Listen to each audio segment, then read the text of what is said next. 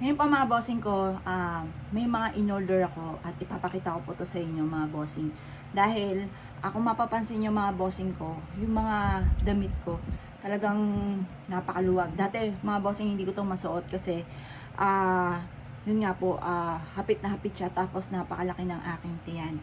Ngayon po ay dahil nga po sa meron na tayong diabetes, tapos may komplikasyon po tayo mga bossing ko sa puso, kailangan talaga monitor yung mga kinakain natin. Kaya, yun nga po mga bossing, namayat talaga ako mga bossing. Eto pa mga bossing ko, yung damit ko dati, yan, napakalaki mga bossing, di ba? Ang laki. Medyo hapit pa ito, hindi ko pa siya masyado rin nasusuot dahil hapit siya at talagang yung tiyang ko, bikil na bikil po dito, talagang ang laki po ng tiyan ko. Ayan po. Ngayon po, kaya naisipan ko na umorder. Dati ito lang yung blouse ko mga bossing. Yan, maliit lang talaga. Yan, hindi siya ganun kalaki. Yan. Pero ngayon, kapag sinuot ko to, medyo luwag na rin sa akin. Yan nga po, dahil nga po sa kailangan talagang i-monitor daw po yung kinakain. At bawal na rin sa akin yung mga matatamis. Ngayon po, dahil sa umorder na ako ng mga maliliit na hindi ko inaasahan na nagkasya po sa akin, kaya share ko po sa inyo po mga bossing ko kung ano-ano yung mga inabil ko na hindi ko inaasahan na nagkakasya na sa akin. Unang-una mga bossing, bago sa damit, eto na-share ko lamang, 10 piso ang isa. Ito yung ginagamit kong eyebrow, yung mga pangkilay po natin mga bossing yan. 10 piso lang ang isa. Napamahal pa nga ako dito kasi binili ko po ito sa 168. Nagkakahalaga ng 50 pesos. Nung nakita ko sa online, 10 piso lang pala ang isa mga bossing. Kaya ayan, bumili ako ng madami-dami mga bossing. Parang 12 pieces. 12 nga ba? 2, 4, 6, 8, 10. 10 pala. 10 pieces. Ngayon pa mga bossing, eto. Unahin ko muna to. Kahapon, natuwa naman ako kasi yung mga in-order ko na hindi inaasahan. Hindi pala siya, ano. Eto yung sa ano ng bracelet. Ayan. Hindi ko inaasahan na parang try lang kung kakasya sa akin. Kaso, nagkasya naman po siya. Yan, i-ano ko muna. Kasi nangyari, kapag ka, nabuksan na siya, hindi na siya nakikita ko ano po yung mga laman. Pero tingin ko ito, iba to. Yan, dyan muna. Dito muna tayo sa natuwa ako mga bossing. Ito, yung kagabi, nagamit ko na yung light blue. Tapos, ito yung kulay black. Yan. Tapos, ang mga in-order ko ay medium. Dati, 2X mga bossing. Ang layo, diba mga bossing? Ngayon po, ito yan. Ito siya. High waist. Stretchable. Ayan po. Ito yung ganito rin yung ginamit ko kahapon. Ayan. Ito ay nagkakahalaga kasi dalawa po siya. 153 lamang. Ayan. 153 pesos. Dalawang ganito mga bossing. Ayan. Diyan muna yung isa para malabhan na rin. Tapos, ito rin yung isa. Kasi nga po, lahat ng mga pantalon ko ay luluwag na. Ngayon, kahit nilalagyan ko siya ng sinturon, pero halatang nag-loose lahat talaga mga bossing. Kaya sabi ko, bibili lang ako ng yung talagang kasya sa akin. Yan. Ito naman yung isa. Mga mumurahe lang naman po ito. Kasi kapag sa mall, kasi syempre, mall yun.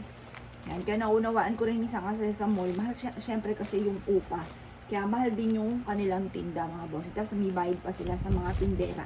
Kaya mahal sa mall. Kaya ito, sa online ko na lang siya binili. Murang halaga lang din po ito. Yan. Mga medium na. Hindi na 2X ang aking pong binibili.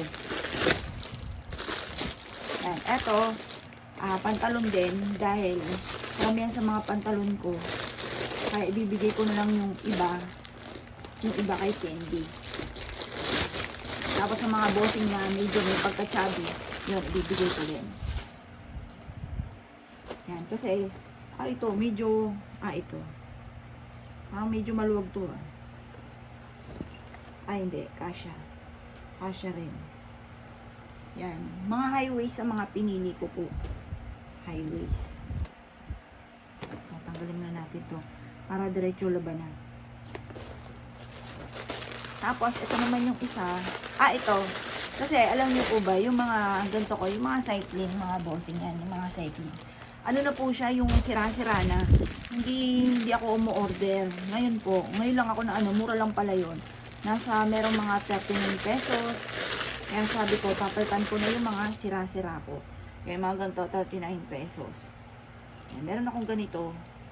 Meron din akong mga tindang ganito eh.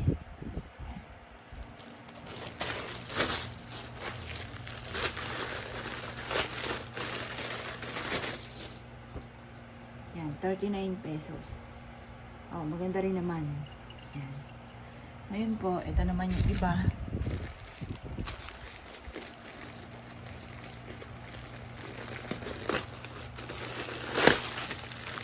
Halos karamihan ang dumating kahapon. Panay short. Panay pantalon. Ganyan po pantalon. Yan, ito lang panakto sa akin. Medyo luwag pa nga to eh. Yan, size 31. Luwag sa akin to. Yan, pero, gusto natin yan. Yan. O, size 31. Tingin ko nasa 30 lang ako mga bossing. Or kaya, nasa 29. Ganun biglang bumagsak, biglang bumaba. Kasi, kailangan pababain po yung sugar. Kasi medyo mataas po yung sugar ko. Yan, kanil pantalo ng aking nakikita. Kanil pantalo. Ito naman, size 32.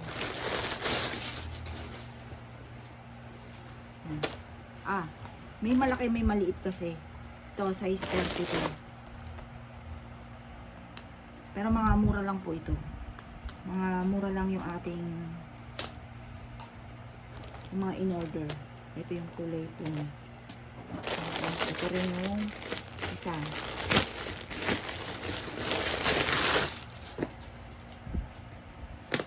Ito. Ba't dalawa-dalawa? Ito namang isa, size 33. Size 33.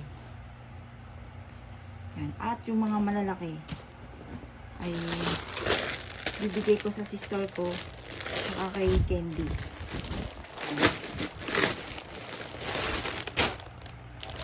Ito naman yung black tapos stretchable. Size 33 din. Kasya rin to sa akin.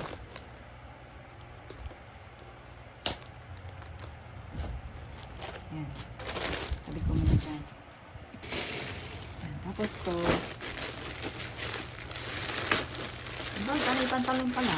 Ba't yun? Parang hindi naman gusto ko dami ang aking mga pinagbibiling pantalon. Yan. Tapos ito naman. Parang labis-labis ang pabala. Ito naman, jacket. Kasi dito, mahilig akong yan. Kulay itim pala ang aking pinili. Kasi nga po, ngayong panahon na ito, bawal akong magpula. Hindi ako pwede magpula. Kaya, itim ang aking inabail. Aba, may ganito pala. Eto pa ganon. May pa ganon.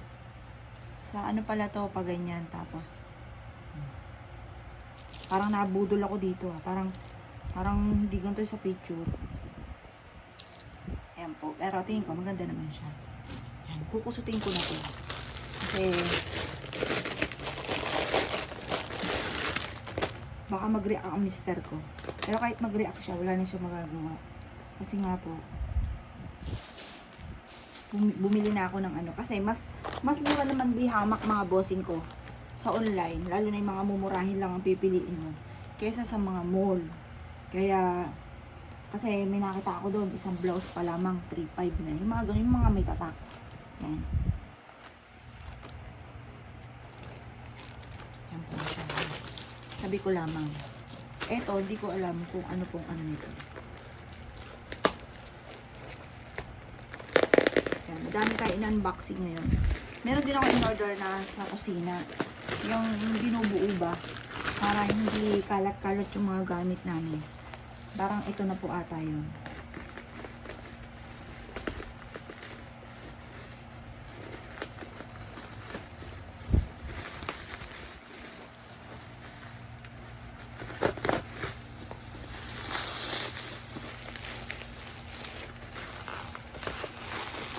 May nakita ako sa Facebook kasi para nakahang lang yung mga gamit sa kusina o sa CR para hindi siya inag-aano ng lumot, mga ganun. dito sa amin, ako yung mga mahilig sa mga ganyan. Ako yung bumibili ng mga ganun. Tapos, mister ko yung taga-kabit. Ah, yan. Order pala ito ng mister ko. Sa ano pala ito, sa mga mababait. Yan. Kasi minsan tinitira po yung mga, ano namin, mga paninda. Or kaya, yun, basta kailangan malinis po tayo. Kaya yan. Ito kaya, ano kaya to? Parang sa mister ko rin ata to. Kasi isa lang ginagamit naming account. Kaya, ito naman. Ito naman, nagustuhan ko to. Sa Facebook ko to nakita. Ano po siya? Kasi di ba yung mga bra po natin, nadideform, minsan nag-iiba yung hugis, kaya minsan nakalubukol-bukol yung ano. Kasi nasira na yung pinaka ano ng bra. Kaya ito, ihahang mo lang siya para hindi nasisira yung mismong pinaka-foam ng bra. Yan. Kaya ito, nagustuhan ko. Yan. Sa bra po ito. Yan, kakabit natin. Kaya-kaya ko to ikabit.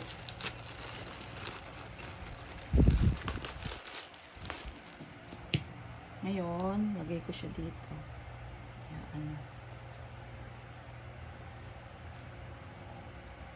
Saan kayo stopper? Ba't may ganito pa kaya? Try nga. Yan.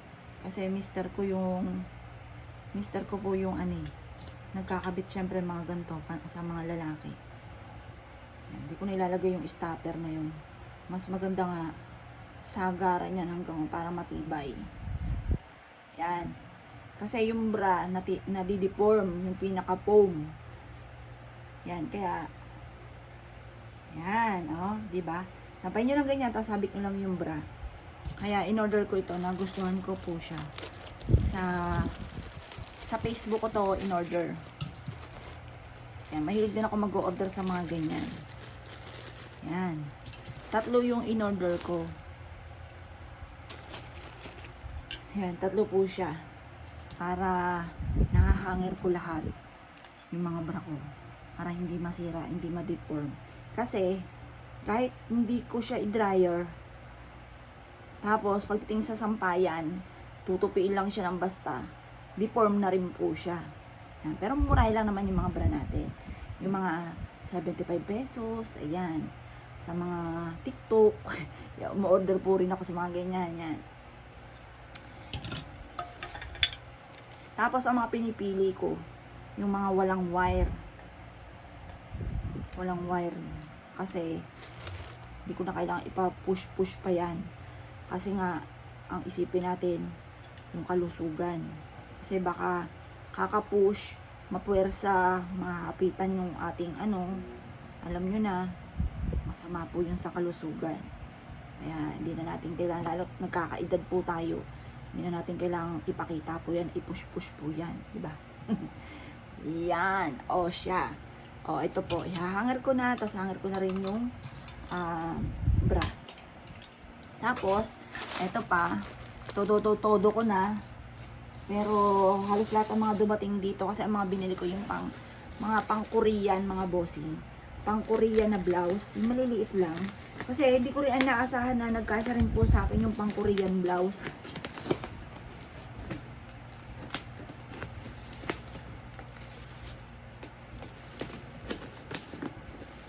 Yan, nandito ako sa dami kampo namin. Tumanda na po ako ng ganito. Ngayon lang kami nagkaroon ng ganyan. Siyempre, inuna ko muna yung mga anak ko. Yan. Pero dito, kasama na si Justin kasi gusto namin, nakikita namin lagi si Justin. May kwarto kasi siya doon sa baba. Ngayon, mas gusto ko yung nakikita ko dito. Kasi nga, nagsosulo na po siya. Gusto ko lagi ko siyang kasama. Gusto ko siya lagi nakikita. Ngayon po, nandun po siya. Naglalaro. Kasi, baka po kasi ma-stress. Yan. Ito naman, binili ko to, pang kusina naman po ito. Sa kusina, i-assemble to sa may lababo. Diba, syempre maghuhugas tayo. Minsan, kailangan patitigisin natin, lalo na kung ang lababo po ninyo, ang ilalim ay kahoy. Kasi masisira po yun. Kaya ito, ito na yung hugasan. Diyan mo siya ikakabit sa mismong lababo. Kumbaga, kung papatak siya, ay doon na. Tapos, butas-butas na rin po yung pinakalagayan po niya para pag pumatak po siya, ay diretso na po sa lababo. Yan. Ngayon, eto naman, etong anong to, mister ko na magkakabit po nito. Yan, mister ko na ang bahala magkabit po dyan. Yan, salamat po mga bossing sa panonood. Waiting po ako sa mga blouse. Ang cute po nun. Tsaka murang halaga lamang yung mga Koreana ang mga nagsusuot, yung mga ganon. Kahapon may dumating sa akin, parang ano lang po siya, 139 pesos. Super cute po siya. Yan, tas hindi ko rin inaasahan kasya po sa akin. Ang luluwag na ng mga damit ko. Yan po. Kaya, eto, pinakamaliit to dati na hindi ko siya nasusuot. Ngayon, nasusuot ko na po siya. Salamat po.